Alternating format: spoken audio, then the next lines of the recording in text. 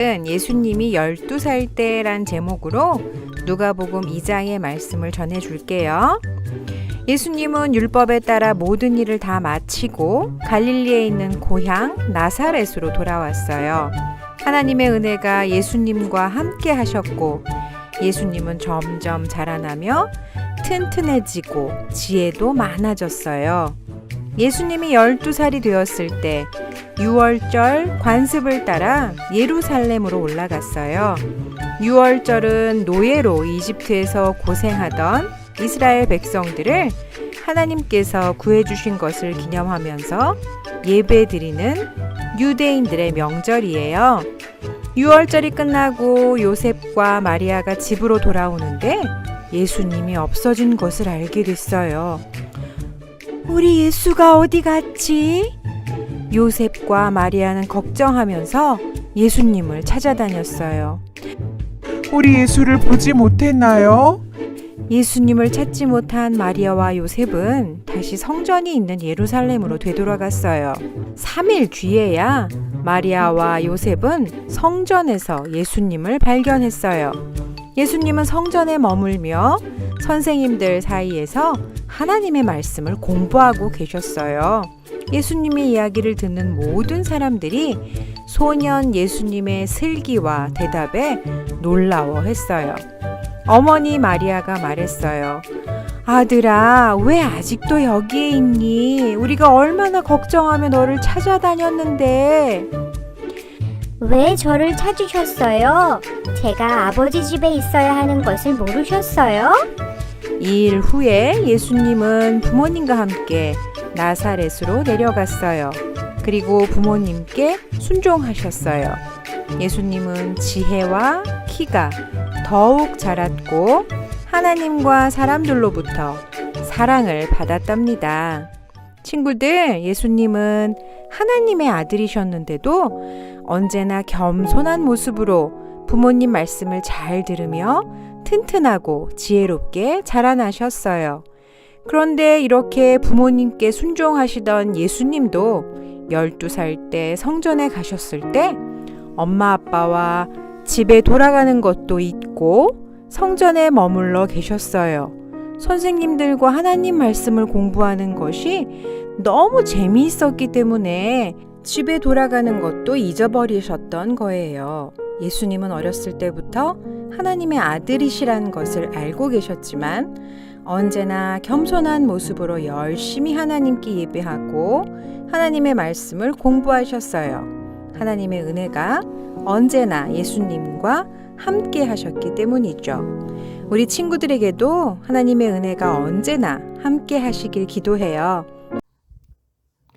예수님은 어린 시절에 성전에 가셨습니다.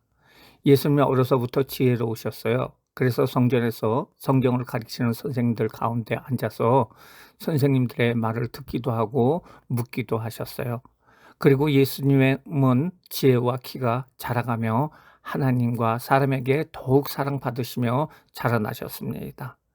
예수님의 모습을 바라보면서 우리 친구들도 예수님처럼 살아야겠다라고 생각을 합니다. 어린 시절에 예수님은 사람들을 어떻게 대하셨을까요? 첫 번째로 다른 사람들의 말을 잘 들었어요. 성전에는 하나님 말씀을 전하고 들려주는 선생님들이 많이 있었어요. 이들은 하나님 말씀을 많은 사람들에게 잘 전해주고 있었어요. 예수님은 성경 선생님들이 하시는 말씀을 잘 들었어요. 성전에는 많은 사람들이 있지만 특별히 예수님은 하나님의 말씀을 더 잘 들었어요. 우리 친구들도 예수님처럼 하나님 말씀을 잘 들어야 합니다. 하나님의 말씀을 잘 들을 적에 믿음이 생긴다는 거예요. 혹시 우리가 설교를 들을 적에 주변에 다른 친구들이 말씀을 듣는데 방해를 하고 왔다 갔다 하고 하더라도 우리 친구들은 예배 시간에 하나님 말씀에 집중하여 잘 목사님의 설교를 잘 들어야 합니다. 이것은 처음부터 잘 되는 건 아니에요. 우리 친구들이 매주 연습을 해야 돼요. 아, 예배 시간에 떠들면 안 되는구나. 예배 시간에 잘 들어야겠구나 하는 마음의 결심을 가지고 귀를 쫑긋이 세우고 말씀을 들어야 돼요.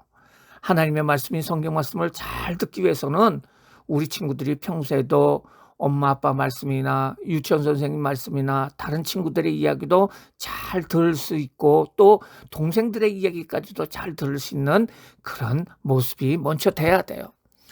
다른 사람들의 이야기를 들을 때는 우리는 잘 듣는 방법이 있어요. 그거는 이 이야기를 들을 적에 상대방의 눈을 봐야 돼요. 말하시는 분의 눈을 쳐다보면서 있어야 돼요. 다른 데 쳐다보면 안 돼요. 그리고 그 내용이 맞는 것 같으면은 고개를 조금 끄덕끄덕 하셔야 돼요. 그리고 잘 들었다는 것을 이야기해서 예, 아멘, 아멘 하고 반응을 해야 됩니다. 우리 친구들이 비록 어리지만은 사람들의 소리를 잘 듣는 훈련을 하면서 자라나게 된다면은 우리 친구들이 나중에 또 하나님의 말씀인 설교를 잘 듣는 훈련이 되는 귀한 친구들이 될 거예요. 우리 친구들은 하나님의 음성을 잘 듣는 귀한 친구들 되기를 바라요. 두 번째로 예수님께서는 묻기도 하며 자신의 생각을 말씀을 하셨어요. 우리는 잘 들어야 하지만은 더 나가서 내가 무엇을 생각하고 있는 것을 잘 표현을 해야 돼요. 예수님은 성경 선생님들의 말씀을 잘 들었을 뿐 아니라 그 말씀에 대해서도 질문을 하셨어요. 이거는 이렇게 생각하는데요? 라고 질문을 했어요. 이렇게 묻고 대답하는 모습을 우리는 볼 수가 있어요. 이처럼 예수님이 이렇게 한 것처럼 우리도 하나님 말씀 설교를 잘 들어야 합니다. 그리고 기도함으로 하나님께 나의 생각을 말해야 합니다. 예수님처럼 우리는 하나님과 잘 대화하는 것이 필요해요. 대화라는 것은 서로 말을 듣고 말하고 하는 것을 말하는 거예요. 우리는 자신의 생각을 잘 표현해야 되는데요. 그러려면은 우리가 다른 선생님들이나 그렇지 않으면 친구들이나 엄마 아빠들에게 어떻게 해야 되느냐 하면은 공손한 말로 이야기를 해야 돼요.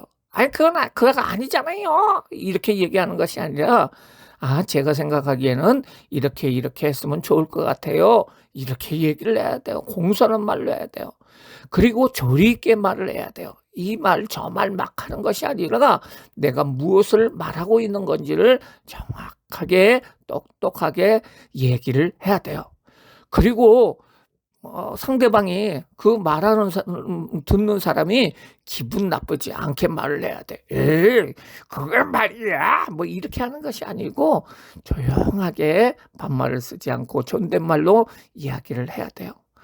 자신을 잘 표현한다는 것은 하나님께서 원하시고 계시는 거예요. 또한 본인이 생각한 것을 잘 표현하고 생각하고 또 잘 표현하는 것을 하나님께서 원하시고 계세요. 그래서 우리가 먼저는 말을 하기 위해서는 먼저 잘 생각을 해야 되는데 그 생각하는 것을 지혜라고 얘기를 해요. 예수님은 잘 생각하여 자신의 마음을 성경 선생님들에게 말할 때 듣는 사람들이 예수님은 참 지혜롭구나 하면서 깜짝 놀랐어요. 우리 친구들도 하나님의 예수님처럼 우리 친구들도 지혜로운 사람이 돼야 돼요. 우리 친구들도 예수님처럼 하나님 말씀을 잘 들을 때 하나님께서 지혜를 주십니다. 그러면 그 지혜를 잘 말하고 대답하고 질문을 하시기를 바랍니다. 이를 위해서는 우리 친구들이 계속 기도하고 대화를 연습하고 생각하는 어린이가 되어야 돼요. 그러할 때 온 세상 사람들이 깜짝 놀란 훌륭한 인물로서 하나님께서 사용하실 거예요. 우리 친구들. 하나님께 지혜를 받아 지혜롭게 말하고 지혜롭게 들을 수 있는 귀한 친구들 되기를 예수님의 이름으로 축원합니다. 기도하시겠어요? 사랑의 하나님, 오늘 성경에 예수님께서 성전에서 성경 선생님들의 이야기도 듣기도 하고 또 그것을 생각해서 또 말씀도 하시고 대화를 하시는 그런 모습을 봤어요. 그런데 주변에 있는 다른 사람들도 예수님께서 너무 지혜롭게 그 말씀을 하는 모습을 알게 되었어요. 우리 친구들도 예수님처럼 자라나면서 하나님 말씀 가운데서 잘 자랄 수 있도록 인도하여 주세요. 우리 친구들이 지혜와 키가 자라면서 하나님과 사람들 앞에 더 지혜롭고 사랑스러워지는 모든 친구들 될 수 있도록 하나님 축복하여 주시옵소서. 예수님의 이름으로 기도드리옵나이다. 아멘.